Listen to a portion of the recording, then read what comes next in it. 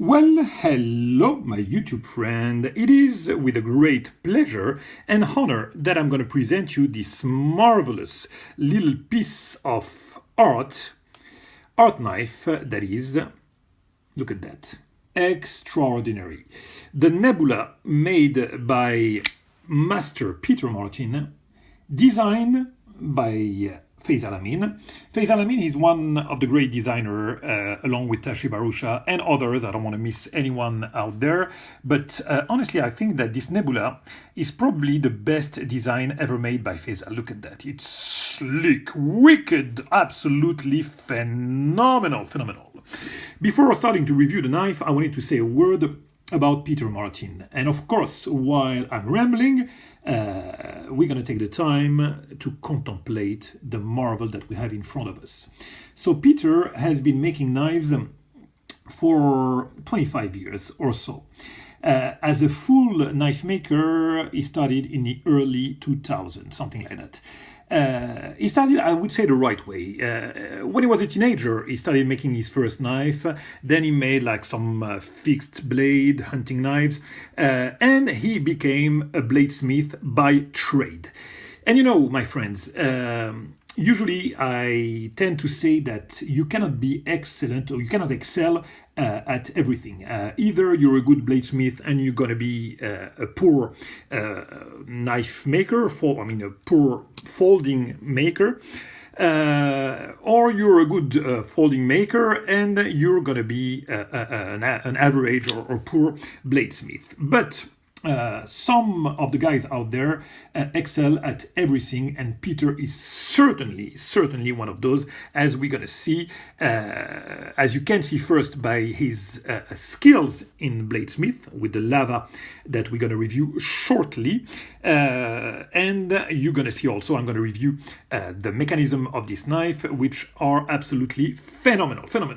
So yeah, Peter is just extraordinary, and after doing, the bladesmith, he started making folders, and now he makes, of course, art knives, as this one is certainly one of his best pieces, at least to my eyes.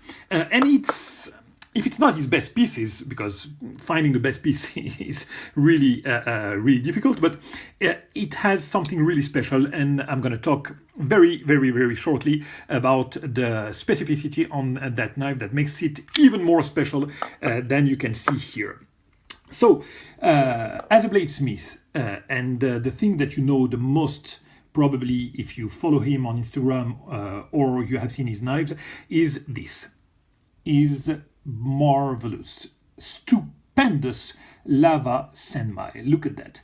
He's of course forging that, and just for the blade, I wanted to have one of his knives because that's unique. I'm searching nowadays for uniqueness in knives, and this is just unique. You won't see that. I mean, try to find your best maker out there. I don't know, Lee Williams, Jeremy Marash, McGuinness, anyone.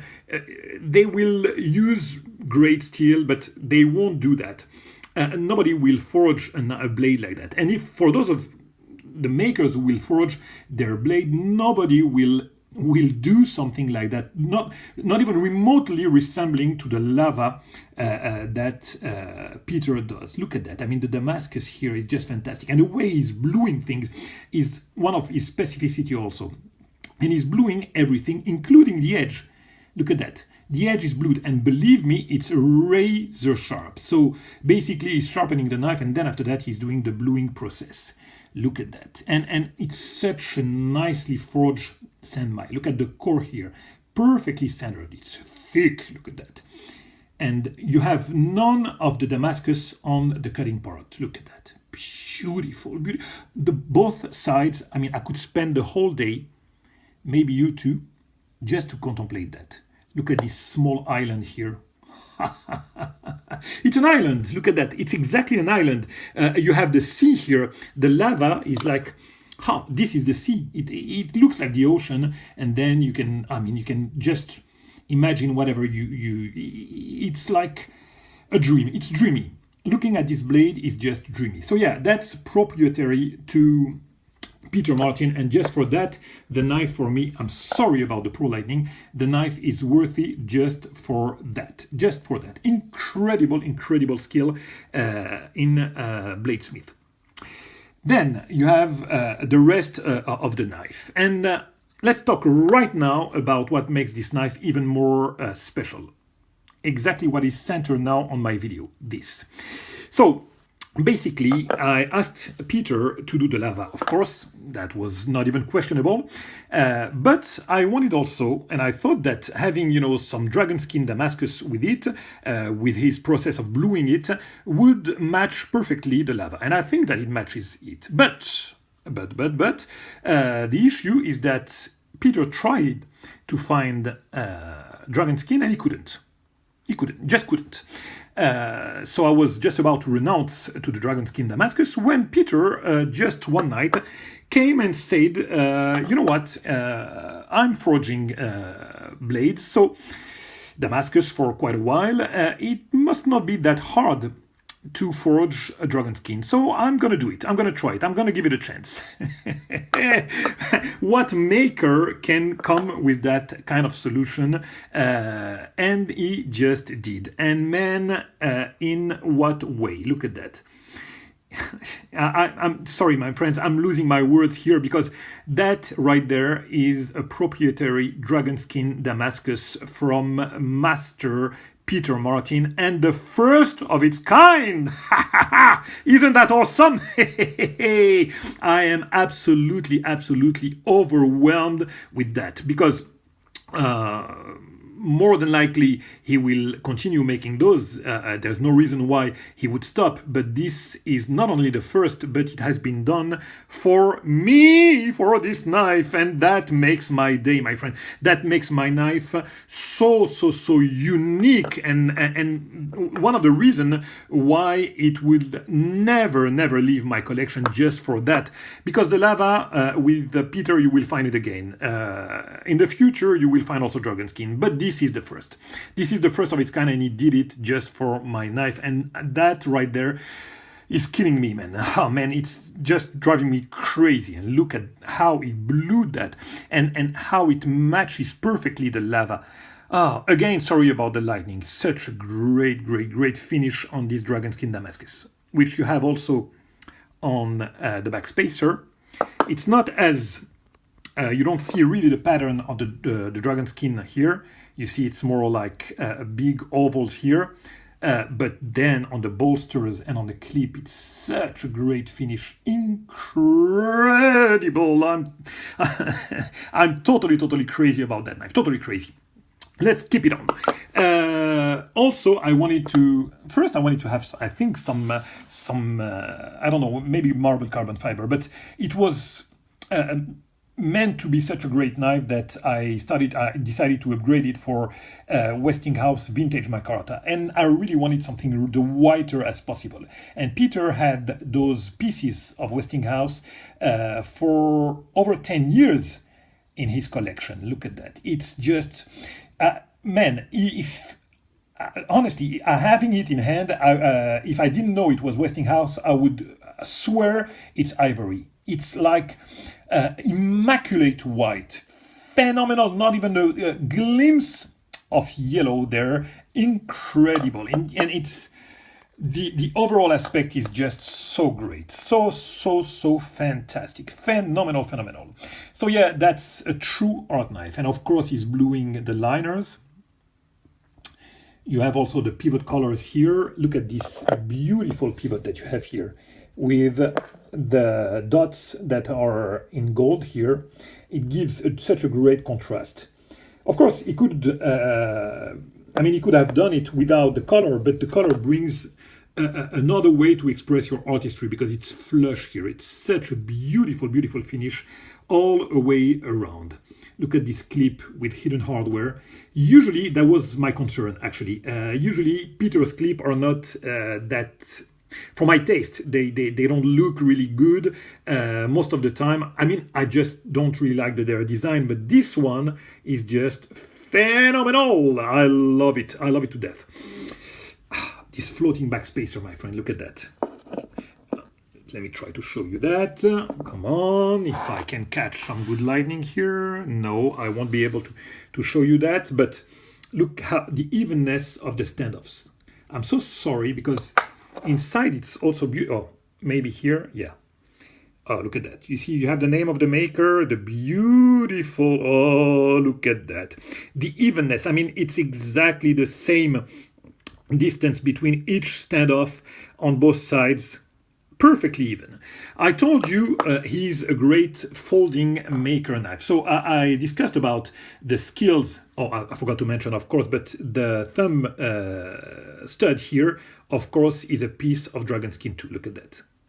Crazy how it matches perfectly the lava here. Incredible.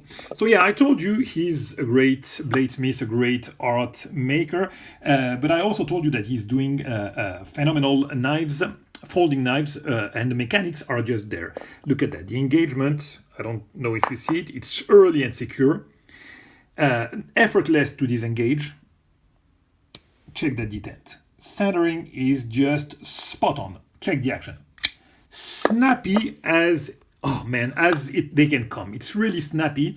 The retention, I mean, it's a liner lock and it won't open by accident, and yet you can use the thumb stud, to open it like that. Reverse, sorry about that, I'm gonna take some, boom. You see, you can definitely use that thumb stud. It's not only cosmetic, it's a real thumb stud that you can not only use it, but enjoy playing it with it. It creates a versatility in the opening of the knife that is just great, fantastic. What more can I say about that? A lot of things actually. Oh yeah. Something that I forgot to mention. I told you that he wanted to use those pieces of micarta, but they were not thick enough for the knife. So look at that. He put those spacers here that are carbon fiber, and man, I'm so happy and fortunate that they were not thick enough, because look at that. The contrast that you have with the white, the black of the spacer, the blue here, it's dreamy. Look at that.